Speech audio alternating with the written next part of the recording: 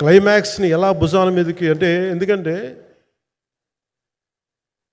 ముఖ్యంగా ఇక్కడ ఇది ఇంకొక బలమైన స్టార్ కాస్టింగ్ చాలా బాగా చేశారు ఆయన. ముఖ్యంగా బాబీ డియోల్ గారిని అంటే ఈరోజు చూస్తుంటే నాకు అదే అనిపించింది. ఈరోజు మన ప్రెస్ మీట్ కూడా నేను వచ్చాను.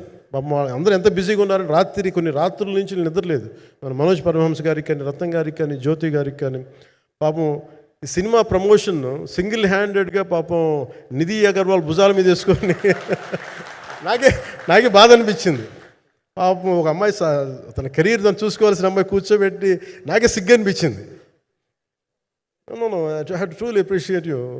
అంటే చాలా పాపం అన్నీ వెళ్తూ ఉంటే నాకు ఇదేంటి సినిమాని అనాథలా వదిలేశారండి అనుకొచ్చింది.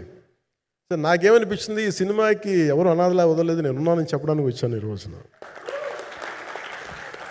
ఎందుకంటే నేను కోట్లాది మంది ప్రజలకి అండగా ఉండేవాడిని, దేశంలో ఉండే సమస్యలకి స్పందించేవాడిని. అలాంటిది తెలుగు సినిమాకి, నా సినిమాలకి మీకు తెలుసు గతంలో ఎన్నిసార్లు ఇబ్బందులు పెట్టారు.